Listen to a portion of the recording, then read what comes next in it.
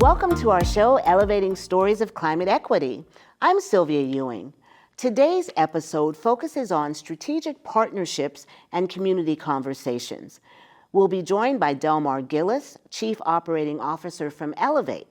And we'll also be joined by Gary Canine, CEO of 7 Generations Ahead, along with Darnell Johnson, CEO of the Urban Efficiency Group.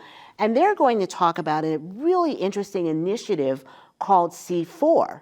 And to get more information, we'll finish up with C4 trustee Lisa Gillis. But first, here's my friend Delmar Gillis, Chief Operating Officer from Elevate. Thank you for being here, my friend, and welcome back. It's good to be back, Sylvia. Well, Delmar, tell us both about your role at Elevate, but first, how is the world treating you? How are you doing these days? I am doing well, and like I said, I'm really excited to be back. And more than anything, I'm just really enthusiastic about the work that we're about to do in the community. So I'm feeling really good about things. I love it. And that's great because you're a parent. So if you're feeling good, that's a good thing. What about your role at Elevate? Because when I say COO, and when people hear about all the things that you do, including being the chief equity negotiator for CEJA, it's a lot. So give us the thumbnail. Yeah, sure. My role really consists of two very interesting but complementary components. On one hand, I'm doing a lot of operational work. So I'm working with legal, working with accounting, working with our project managers on systems and tools and processes. But I'm also working and partnering with the policy team, and I'm leading the workforce team. And as you know from CEJA, the workforce team has been extremely busy helping get ready for the Climate and Equitable Jobs Act beginning. And also with the passing of the Inflation Reduction Act, there's a lot of focus on how can we engage Black and Brown communities in the clean energy economy through job creation. So we've been spending a lot of time focusing on that. Well, you have had quite a year. As you said, you've been a major part of the landmark signing of the Climate and Equitable Jobs Bill. Now that the bill is passed, you mentioned IRA as well, the Inflation Reduction Act. How does Elevate utilize this legislation to help communities? Well, I think there's a couple of really important things to think about when you think about the Climate and Equitable Jobs Act and communities. One of the most important pieces is how do we engage? With roughly 40% of the state being diverse, one of the things that we really have to focus on if we're going to reach our climate goals is how do we engage that 40%? And whether that's through programs like Illinois Solar for All, which provides solar panels to underserved communities and community groups, or if it's through the job creation that we mentioned before, where we're working to create jobs for underserved workers, or, and really importantly, community-based economic development through Black and Brown contractors, and really starting to mobilize them so that they can take advantage of the project dollars that CEJA brings online. Well, let's dive into that because what we have said, and we want it to be more than a slogan, is that Elevate and our partners in the Illinois Clean Jobs Coalition and the legislators and communities that support us, we want to see the benefits and services of the clean energy economy given to folks who traditionally may not have had access, because it can be many of our seemingly intractable societal issues can be addressed there. So diving down, talk about jobs and supporting diversities with contractors and how CEJA helps make that possible. And that's a really good conversation to have, Sylvia, because when we were working on CEJA, we wanted to make sure we just weren't flooding our society or our communities with just training. We've done that through ERA dollars. We've done that through other programs. So what we really tried to focus on this time, Sylvia, was what are the barriers? So when you have a community and they're not able to engage in the economy, what are the things that are preventing it? Is it childcare? Is it access to transportation? Is it access to tools? Is it access to work clothes? So what we tried to do is when we looked at the jobs and opportunities that were being created in the clean energy economy, we said, let's try to find ways of removing barriers in addition to the training. And then once we've removed the barriers, once we've trained people, then what is that connective fiber that connects them into the jobs and the opportunities?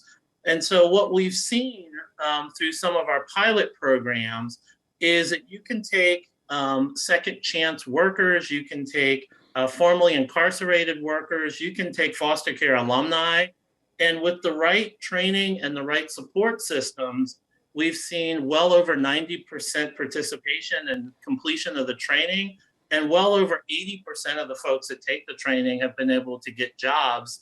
And many of the folks that we trained 3 or 4 years ago are now supervisors and are actually training other members of their community in these new opportunities. So we're really excited about how these programs work at the community level. And what I love about this is just how practical all of these steps are, because they are born from experience and having heard from communities. Can you go back a little bit? I think we've got a few more minutes here. Talk a tiny bit about what led to this. You know what's needed partially because of FEJA, right? Yes, FEJA was a large part of it. With the Future Energy Jobs Act, I think we love our EJAs for our energy bills. What we learned is both what works and also what doesn't work. So almost immediately after FEJA passed, what we did was we started going on listening tours across the state. And those listening tours were focused in underserved communities and historically marginalized communities and communities of color. And we asked people, what do you want out of your clean energy legislation? And from those conversations, we then drafted the Climate and Equitable Jobs Act. And what was really exciting to me was when we actually signed the bill and I was able to get up and talk about what was in the legislation. I literally went through and identified what community member came up with the idea and what the CEJA provision was. So literally, Sylvia, almost every community-based provision in CEJA came from community members. And that's why we're really excited about seeing this bill put in action. I love it. And I can just hear people like Juliana Pino from Chicago, the Little Village folks, and Mike Addy from East St. Louis saying it's good because it came from the people. What's the call to action to be considered as a contractor? What can one do? That's a really great question. And part of what we're doing now, which is different from past bills, is we didn't just pass the legislation and then say, okay, it's passed, let's move on to the next thing. So there's a couple of things that anyone that's interested in taking advantage of CEJA can do. One, there's a website that's called ilcleanjobs.org. Once again, it's ilcleanjobs.org, where you can go to learn about all of the provisions in CEJA. So that's the first place that people can go to get additional information. I would also recommend that they watch shows like yours, Sylvia, where we're working very hard to do outreach and to engage community members. Also, the state agencies that will be hosting these programs are going to be an excellent source of additional information. The phase that we're in right now, Sylvia, is a phase of educate, communicate, and engage. So that's really what we want people to do, is to really start to get a good understanding of the provisions in the bill. And then in the coming months, especially early next year, they're going to start to see program launches. They're going to start to see training programs coming online, and they're going to start to see things in their community. Because I'm just a big believer that in order to get people excited about clean energy, They have to see solar panels in their community. They have to see EV technology. So I would say if I were sitting at home watching this and I was getting excited, I would say, one, just start to watch shows like this, start to engage with your legislators, and really start to have conversations at the community level about what you're interested in and what types of programs you would like to be involved in. It's just a really exciting time for those of us that are interested in clean energy. Elevate is always here to help break down the facts on complex issues. Delmar has done that with his information. We're so glad to have you back, and we'll have you again. Thank you so much, Delmar. Thank you. Elevate is always here to break down the facts on complex issues, and that's exactly what this documentary about the Climate and Equitable Jobs Act does. Let's take a look at this video. No climate, no equity, no deal. Governor J.B. Pritzker signs a massive clean energy bill into law. Advocates are calling the clean energy bill the country's most aggressive climate bill.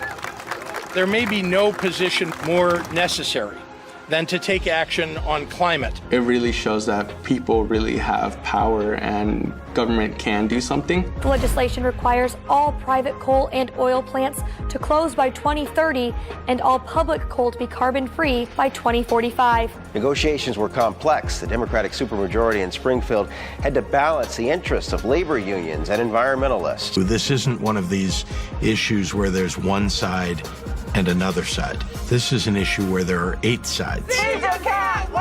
But it also serves to tip the scales in terms of who makes up the transforming energy industry. Policy is not normally written by the people who are impacted. It's not.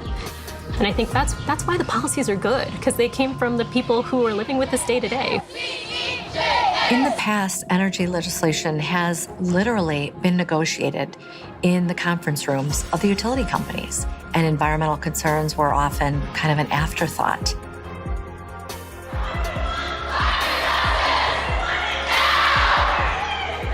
We brought this diverse group of organization, people of different backgrounds, together to make a change for the state of Illinois. And it was powerful, and it is right, and it is good.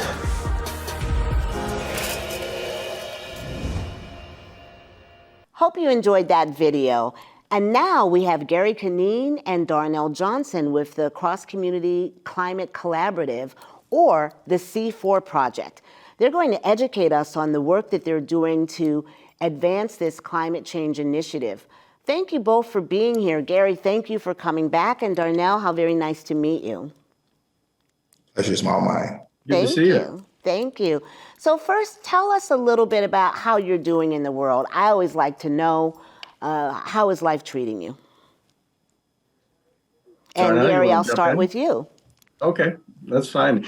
Well, it's really a fascinating time in the world. You know, I mean, it's, I think the last time that we were together, COVID was in the midst, and now we've just gone through one of the worst hurricanes in history. And it's just heartbreaking to see all of the people in the communities just struggling to get back on their feet and still looking for survivors, right? So it's a human tragedy. It impacts us all. It's also a climate and equity tragedy.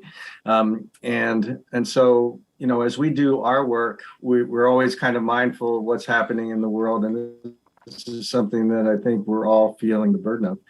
And other than that, we're, you know, looking forward and trying to figure out how we can work towards solutions in our own communities here in the Chicago metro area. Very well said. And I know that you do lots of work with the next generation, with young folks. So you're making that happen. Darnell, how about you? Well, thanks for asking. First and foremost, I believe that it's be fair to say that the world is moving extremely fast, and all of us thought leaders, regardless of what space we currently operate within, are working very diligently to try to stay ahead of pace. But with that being said, I think that there's a lot to be said around the space of climate, but more from a space of equity and making sure that we're moving in the direction of energy equity and climate resiliency. with equity being centered within those discussions.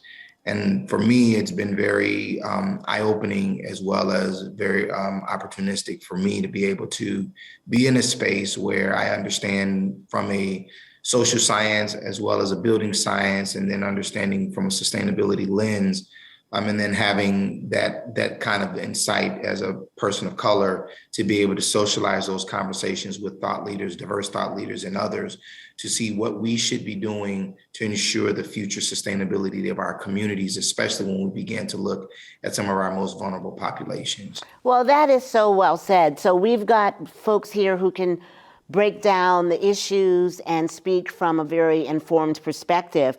And let's start with your role in the C4 project.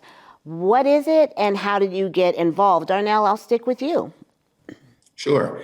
So ironically enough, Gary and I met several years ago doing his Greentown Climate when he was doing it with the city of Chicago.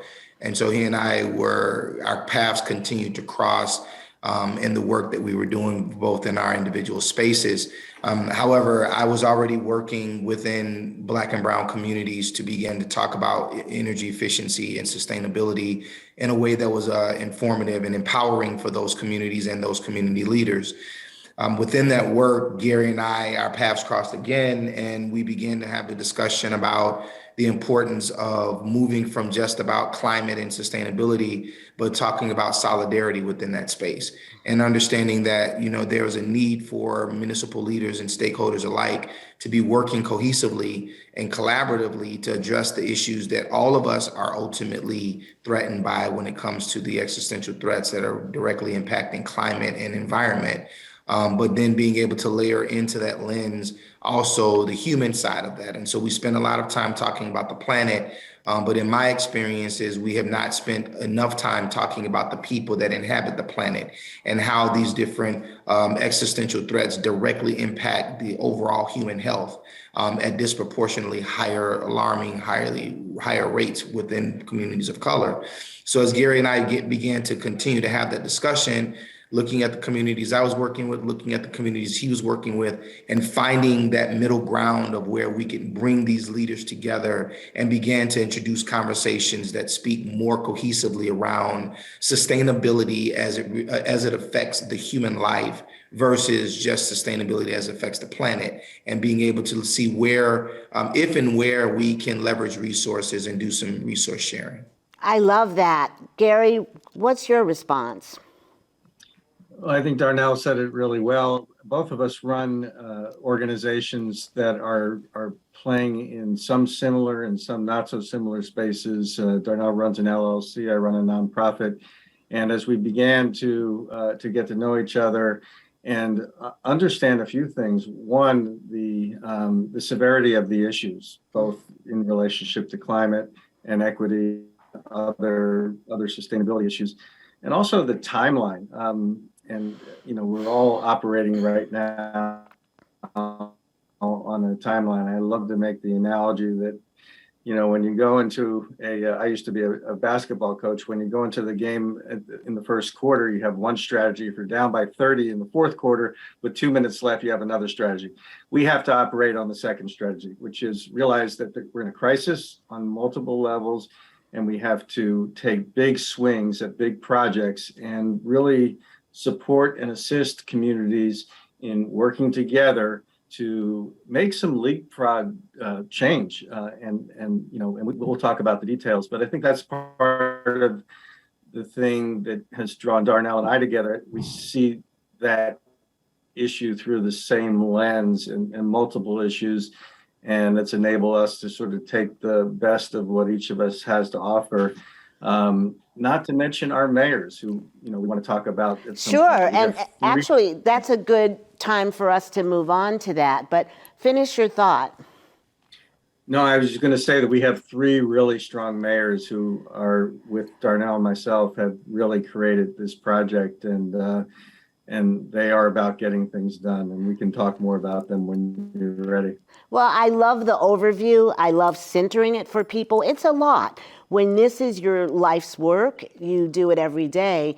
What has been happening, thanks to people like you, is folks who didn't see themselves as engaged or involved with the climate crisis and this really shortened timeline that we have to do something because of extreme weather, because of the things we've talked about before, Gary, people are open to hearing more, but it does take a new perspective, and it seems like that's what you all are bringing. I loved what you were saying, Darnell. It reminds me a little bit about the way the idea of conservation has changed. You know, there was a point when people thought of conserving things for animals or conserving things to be able to hike, and we realized that we need to do better in order to breathe, in order for our children to grow and for us to be healthy. So all of that is so good. You do work with mayors in different communities. What's it like to navigate that environment to reach the common goal? And tell us more about the mayors that you're working with. And I'll come to you, Gary. Yeah, so our three lead mayors are Katrina Thompson, Village of Broadview, Vicky Skaman, Village of Oak Park, and Kathy Aducci, Village of River Forest. And they, with us, have really led the charge. And they have actually played the lead role through the West Central Municipal Conference of getting other mayors interested in the C4 concept and project. And so through their leadership, they've been able to get 15 total mayors at this point to sign an MOU stating that they will work collaboratively through the C4 initiative to address climate equity and sustainability goals and issues. So they have a memo of understanding. That's great. And Darnell, how has it been for you? And what would you like to add about the mayors that you're working with? I think that number one, it's a demonstrative that proves and affirms itself at every layer, beginning with Gary and I starting out as the consultants and the architects that are kind of designing these things in alignment with the vision and the desires of the mayors. So that in and of itself, I think is really important to see a person of color and a non-minority working together at the top of this. And then to bring in the mayors, Mayor Katrina Thompson, African-American female, working alongside of her colleagues and mayoral partners from non-minority and more affluent communities to understand that there are nuances that may affect one community differently than it affects another, but to come to the understanding that all of these things threaten us equally. When we began to look at communities and their borders, contaminated or compromised outdoor air quality doesn't stop at the predetermined borders of communities. That air will continue to infiltrate. And so the more that we educate our mayors, the more that we begin to show them the importance of working together, the importance of collaboration as it relates to a means or a path forward to address some of the regional as well as global climate issues, I think it's a model that should be reviewed and should be watched by many of our leaders to see how you work together collectively and cohesively across things that typically would be the barriers from prevent us from working together. Looking at things like, social identity, diverse social identity groups, and, being able to look at our different, the different economic conditions of our communities overall. When we began to look at those things, sometimes those individual things has a tendency of keeping us from working with one another and looking at each other as competitors instead of looking at each other as collaborators. You have said so much there, because I think about how mayors would perhaps compete to get a business in town, or who's going to get a new high school or a stadium. What you said about the detriments and the pollution having no borders and impacting everyone is really powerful. And it seems like you're on the cutting edge of thinking around a bit of narrative change. It's important to respect our differences. We had Delmar on earlier in the show talking about CEJA, where people came together across their differences. Respect them, but then find the common good. And we have to, because climate change is coming for all of us, and the solutions will take all of us, and the people who benefit from delay are benefiting in ways that are profitable while others are getting sick. So that's my opinion. But can you elaborate a bit on the C4 goals regarding those things that make us sick, the reduction of greenhouse gas and providing resources to communities that need it most, and the large scale projects that you're working on? And Darnell, let's start with you with that. Sure, and I'll take the really addressing things around the built environment, Great. Energy efficiency and workforce development. I'll let my partner Gary tackle some of our large scale projects that we want to discuss here in a second. But ultimately, I think that the beauty of C4 is the fact that we have multiple things in purview. Number one, we're understanding, we're addressing sustainability as a system. So we understand that there's a lot that needs to be done at the residential, the commercial, and the industrial levels of our community. But we also understand that there are other, what I call social infrastructure needs. And what I mean by social infrastructure is there's a need for training around these emerging mediums in spaces around electric vehicle and solar installers and energy efficiency, technicians. There's a need to localize training so that we can begin to train folks to encourage a diverse workforce within these emerging mediums and these vertical markets. That's the first thing. The second thing is looking at how do we not only train individuals to go into the workforce, but how do we position individuals to be able to launch small businesses? Undoubtedly, as we began to look at these emerging markets, there will be economic opportunities, small business development opportunities, and we want to make sure that we're positioning everyone to be able to take advantage of that. But we also want the future outlook and the landscape of that to be diverse. Again, making sure that we're centering equity for making it possible for diverse businesses to be able to develop and to scale at pace with other non-diverse businesses. We also want to look at and really focus in on, how are we encouraging, addressing the food deserts, right? So all of these things are a part of sustainability and a part of the things that we will be looking at on a case-by-case basis based upon the individual desires and needs of the communities that we're working with. But when we began to talk about how do we bring these things into to focus, the first thing is making sure that the homes that our folks are living within are energy efficient and that they are, they're safe and they're comfortable and they're not, experiencing unnecessary energy burdens. Before we can begin to start talking about some of the broader projects and the larger scale projects that may be more appealing at a municipal level, but we also want to make sure that these things are appealing to the residential level as well. I'll digress there. That is so helpful. And when you mentioned food deserts, I thought back to the identity and the connection and disconnection. There's food deserts in rural areas where dollar stores are becoming the supermarkets, and food deserts in urban areas. And it's another area of connection where people with very different identities have common ground. It's great to hear you talk so holistically about your approach and how you want to reshape the built environment. Gary, what would you add from your perspective?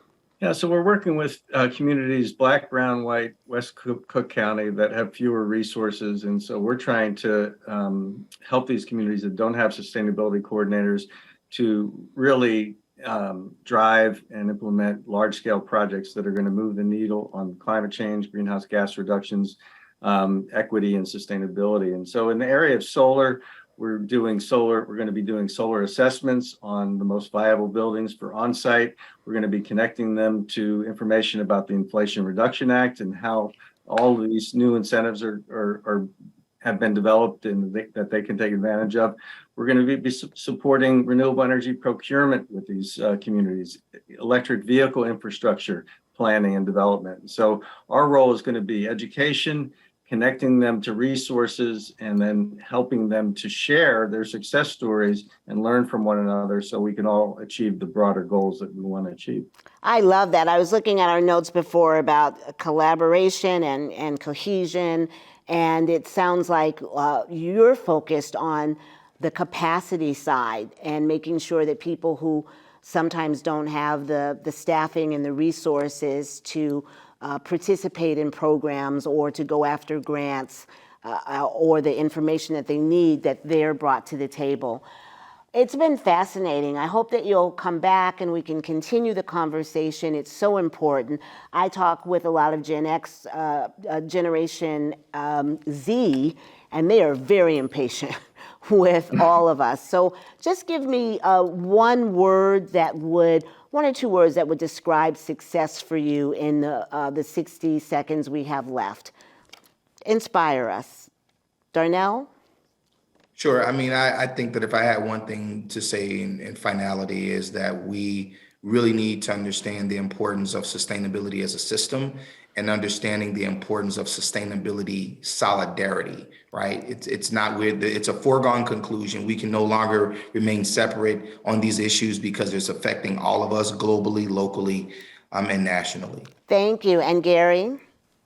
The climate crisis is an equity issue, whether you look at it locally or internationally. And so if we're able to work with these 15 communities, and that number will grow, and work with them to help them achieve 45% greenhouse gas emissions reductions by the year 2030 and surpass that, then we're on our way. Well, thank you. And our future generations will benefit from those of you who say no climate, no equity, no deal. Thank you so much for being with us, Gary and Darnell. We'll see you next time. Thank you. Appreciate it.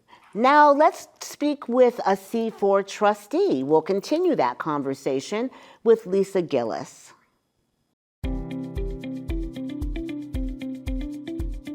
I have the pleasure of managing a phenomenal team of folks throughout the state of Illinois who hit the ground running and do grassroots energy education so that people can learn smart and efficient ways to reduce their energy bills and lower their carbon emissions. They're here to listen, to understand your needs, and to improve our services. If you'd like to connect with Elevate to participate as a community partner, you can contact us on our website or call us using the telephone number below to connect with one of our community outreach coordinators. We love to come to your neighborhood to visit you. We also host virtual house parties, so if you and some of your friends would like to get together with us on Zoom and learn how to save money on your energy bills, we'd love to hear from you.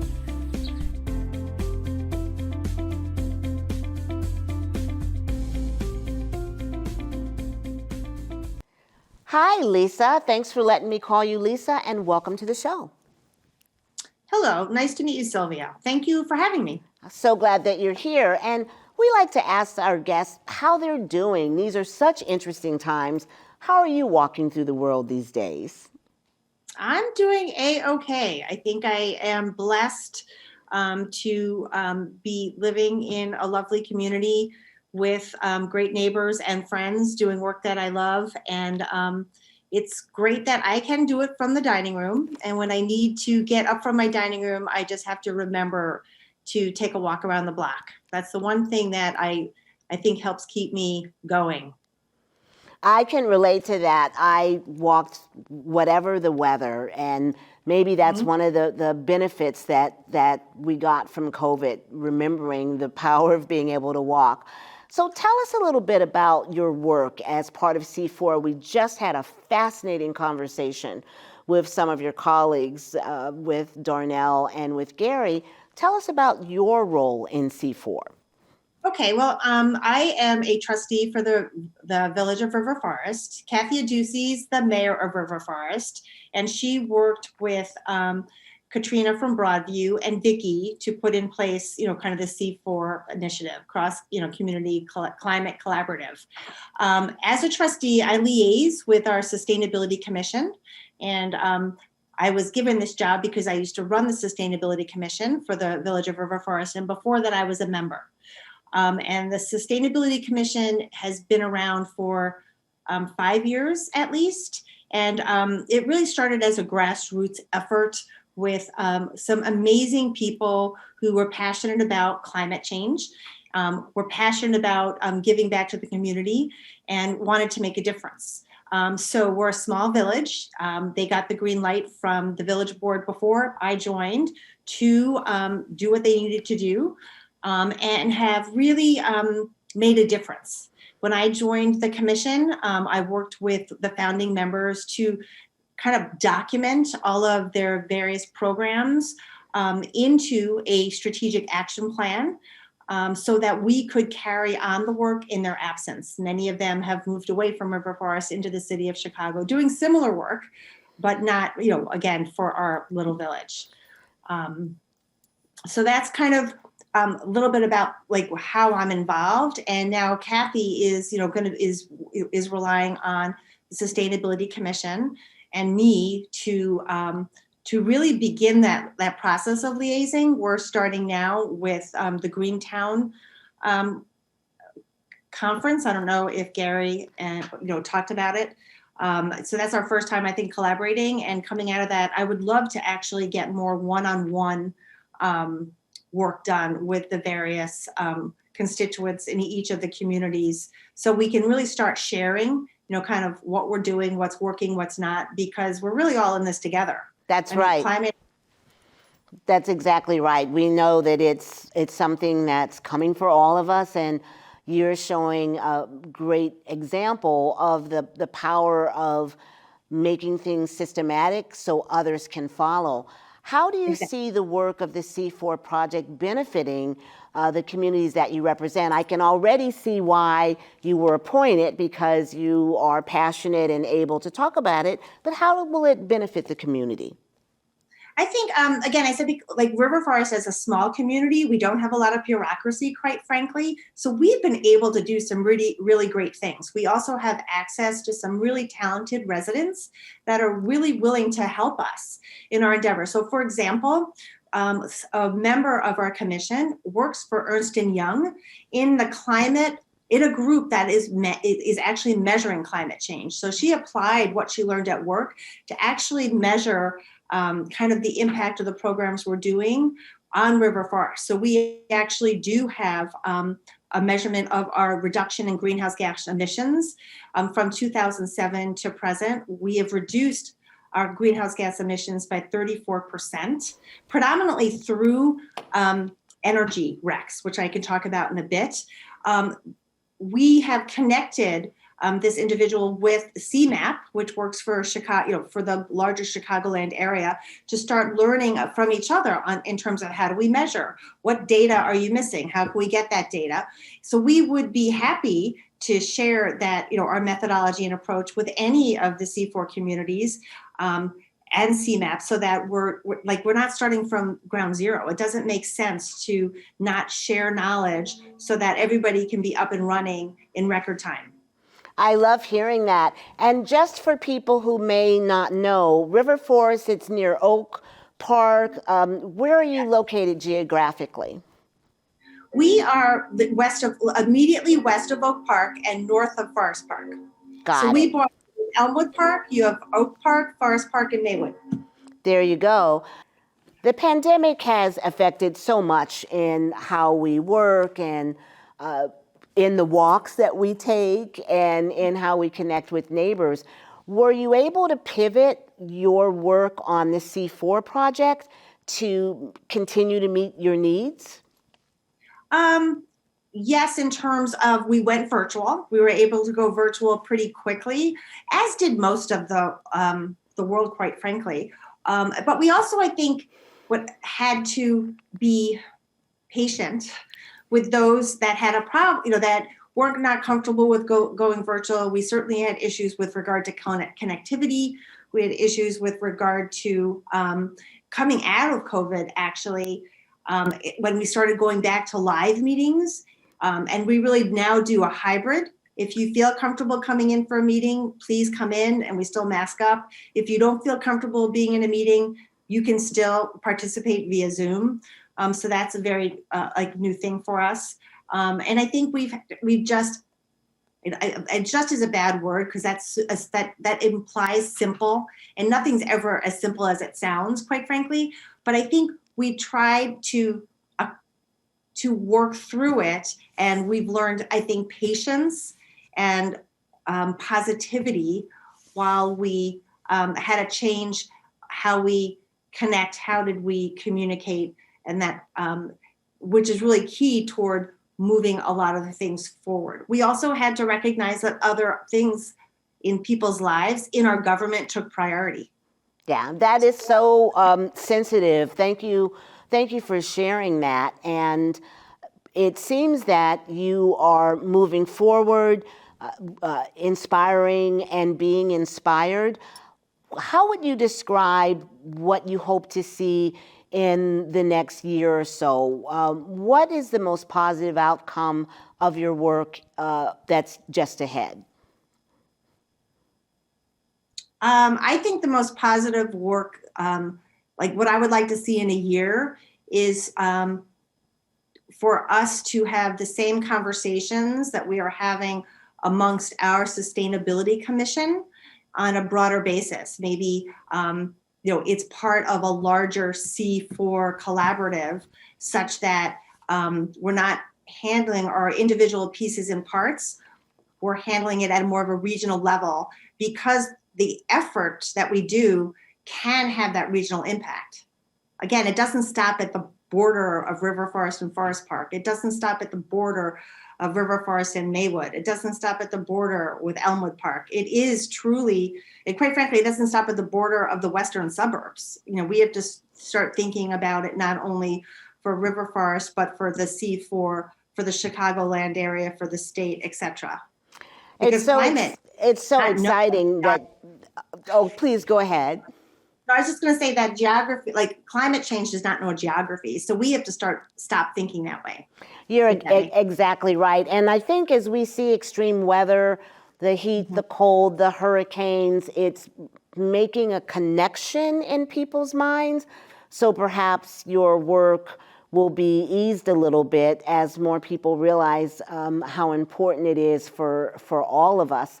And if you were to have the ability to magically encourage other municipalities, other officials to participate, what would you say?